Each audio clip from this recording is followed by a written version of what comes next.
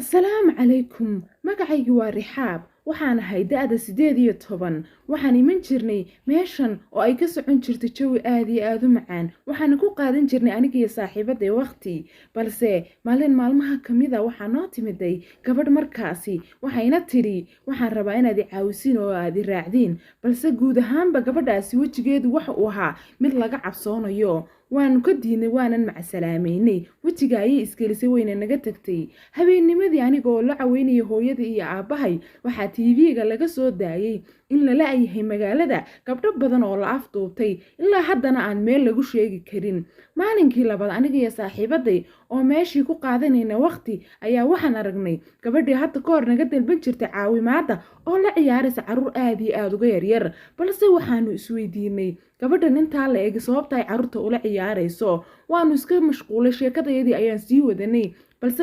wax yar kabacdi waxaanu ka war helnay carruurtii yaryareed waalidiintoodii oo raadinaysa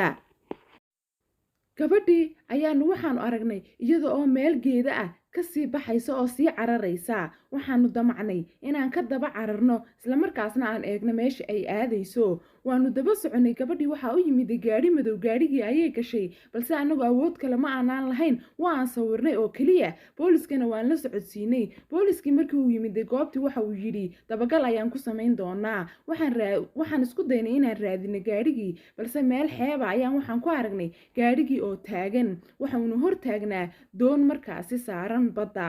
kabacdi doontii ayaan waxaanu ka marnay hareeraha annagoo raadinaynaa cidda ku jirta iyo cidda iskale gaadhigan bal inaan raad uun aragno waxaanu isku daynay doontii inaan soo korno balse markaan doontiisa u soo kornay waxaa noo uray ur aad iyo aad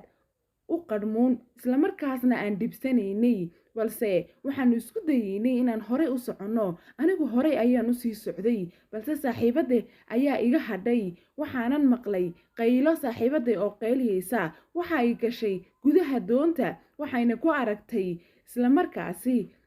gacan go-an lugo go-an iyo markaasi dhiig badan oo meesha yaala dad markaasi suxun loo googooyey oo meeshii yaala balse guud ahaan annagu jawigayagii waa uu isbedelay waxaanan dareemnay cabsi annaga oo qayliyeyna oo ooyeyna waxaanu go-aan ku gaadhnay in aan booliska u sheegno islamarkaasna ay dadkan yihiin gabdhihii markaasi la afduuban jiray oo halkan iyagoo meyda ay yaaliin aad iyo aad ayaan u cabsanay waxaanan dareemnay argagax waxaanan wacnay booliska oo aan u sheegnay arrinkii islamarkiiba booliska ayaa yimiday guud ahaan waxa uu ku sameeyey meeshii baadhitaan waxauna u galay gudaha isagoo markaasi arkay dadkii la googooyey iyo dhiigoodii waxaa lasoo qabtay 3 nin iyo gabadhii hadda ka hor noo iman jirtay sidii ayaana lagu mariyey waajibkoodii waana la dilay nimankii balse arrinkani waxa uu ahaa markastoo aan soo xasuusto mid